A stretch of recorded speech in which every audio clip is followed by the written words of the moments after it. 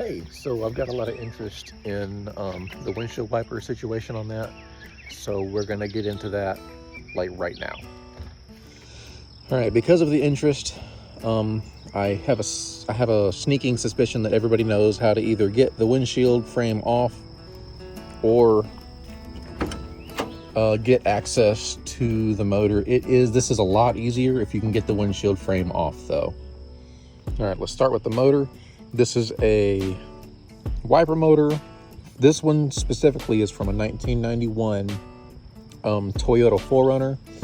I think you could find these in 4Runners and pickups, and I want to say Camrys and Corollas, don't hold me to that, from 1989 to 1995. I picked this up at a wrecking yard, at a local wrecking yard for 25 bucks. And that got me the motor. This is the factory Toyota pigtail. I just cut it off. I gave myself like 5-6 inches of lead here. And then I keep Deutsch pins and connectors, so I made my own connector.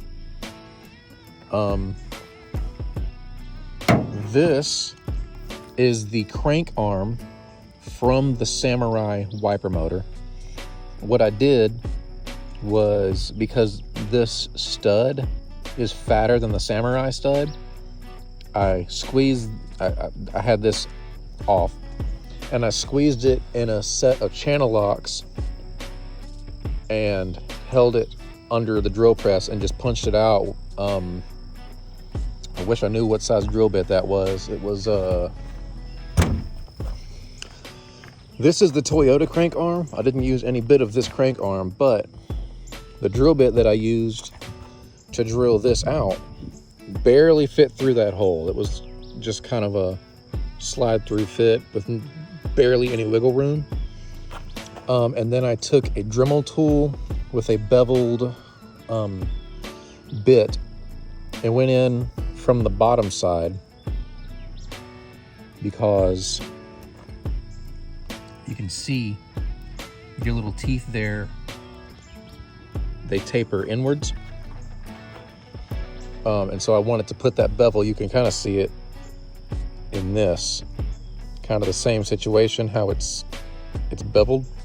I put the same bevel in here. So drilled it out and then bevel it, test fit, bevel it, test fit. Took me about 3 times to get it right. So that's how you set up the motor itself. These are the Dorman 49471 bushings. Now, if you want to replace all 4 bushings in here, you have to buy 2 of these packs, because this pack comes with 2 small ones and 2 big ones, and these 2 big ones do not work. They're way too big for anything in here. So you're going to end up using the 2 small ones out of this one, 2 small ones out of another pack, and you're going to end up, you're going to end up throwing all this away. I don't know the orientation of this motor for the other models, but this one from the 4Runner, in park, you need your crank arm pointed at the driver's side. And so with this kind of in place, it's fighting that, hang on. That's all correct. You're putting a bolt in here, you're putting a bolt in here, you're putting a bolt in here.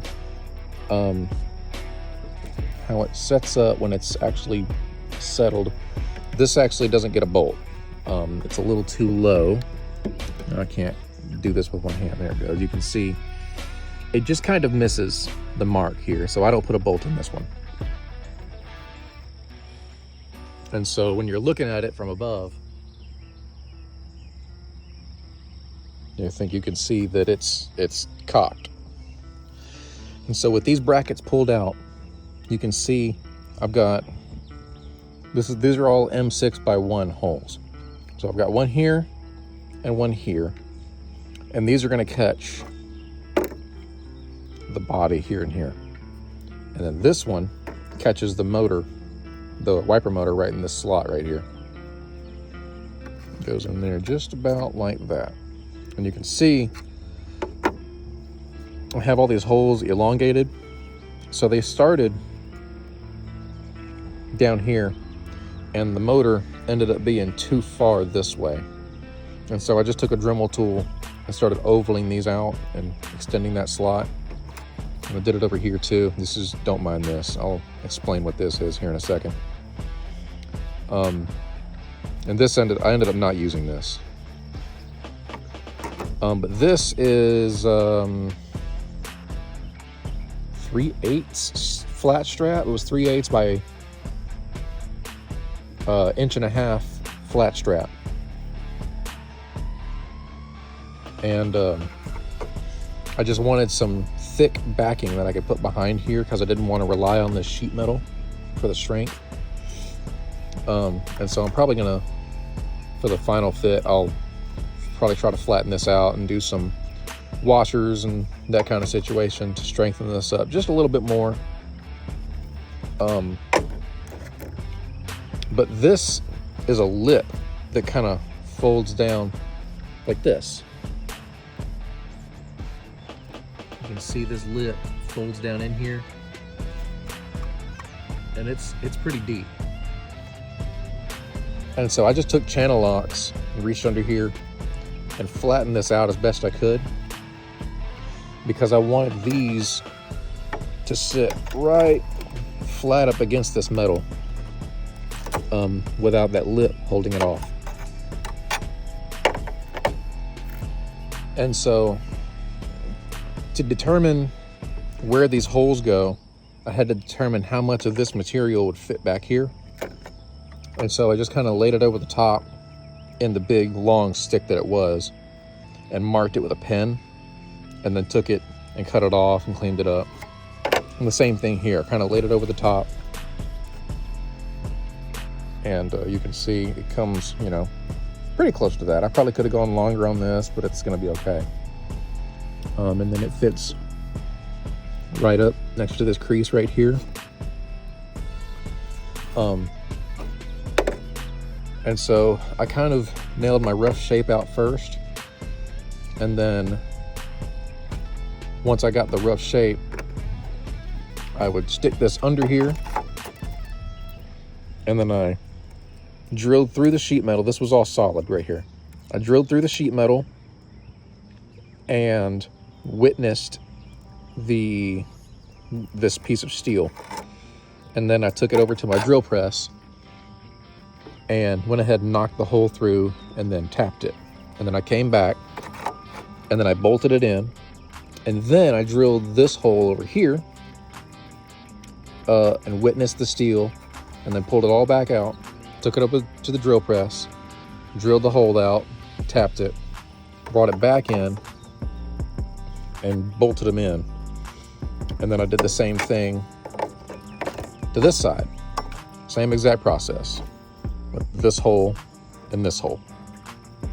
All right, now that locates your brackets in the hole.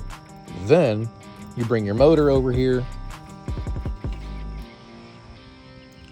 and you're test fitting, and you're looking, and you're twisting, and you're trying to figure out how you're going to get the most of these little feet with screws.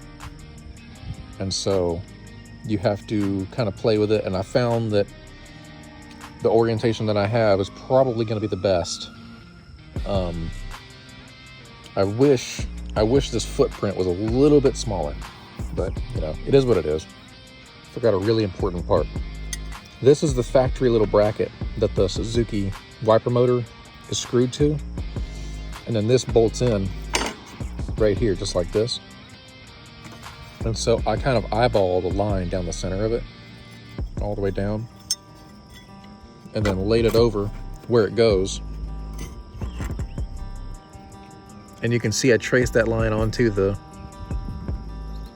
windshield frame itself there, and there, up to there. And so that's roughly side to side where this stem is located. Now, the way the Toyota motor is shaped and the way this is shaped, I was not able to mount that stem in line with these two lines. That would have put it exactly where the Samurai one was, and that's just not how this is shaped. So it's actually pretty far down. It's probably somewhere in this ballpark instead of here. And so when it's sweeping, hello, I had to clearance this out pretty hard. So what happens is this setup is pretty thick, and it's, you know, pretty far down, and it's stepped down. And so I trimmed and trimmed and trimmed until I kind of got it where it just clears, because this little white plastic bushing is going to come right through here and go back up, and it's going to come right through here and go back up. And so this all clears, but as it's doing that, this arm is, as it comes down, the whole thing comes down, and then it comes back up, and then it comes back down. And so I had to cut it pretty far back this direction to make it to where it wouldn't contact that arm. And so it's all dialed in now, and you already saw the video of it functioning. If you have any questions about this, feel free to contact me. I can FaceTime you, whatever. When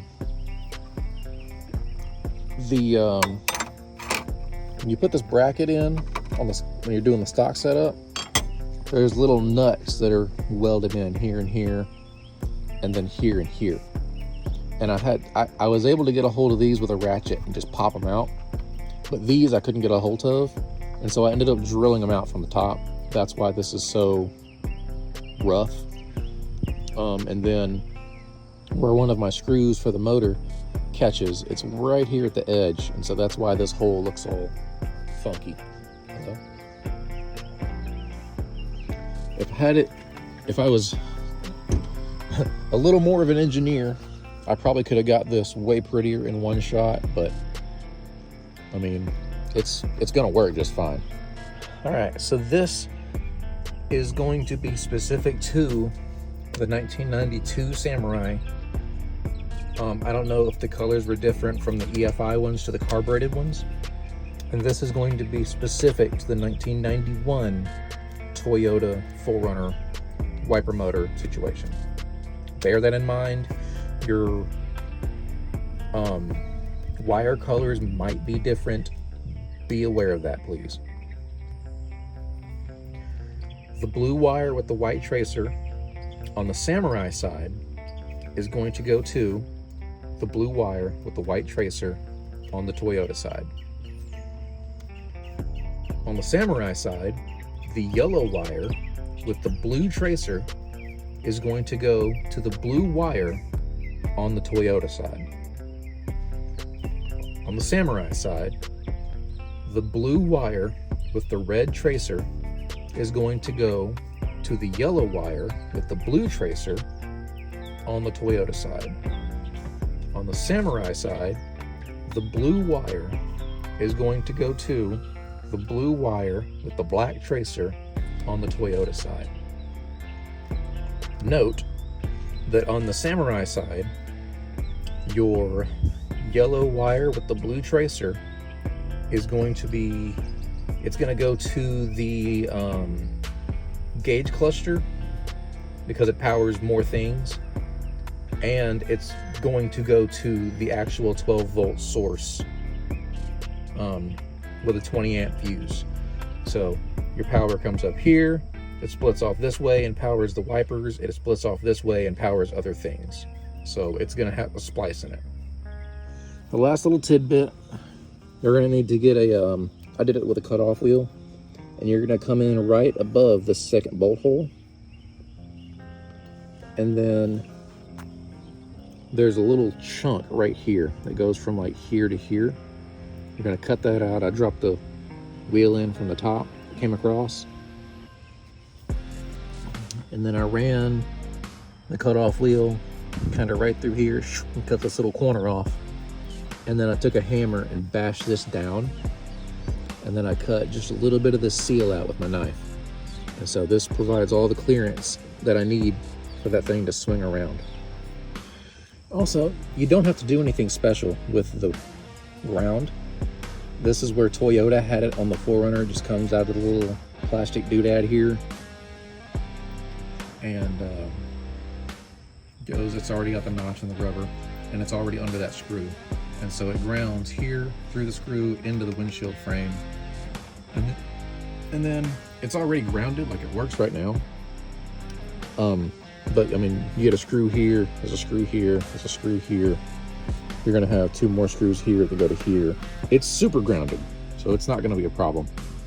And here it is all back together. I gotta find my little cutters.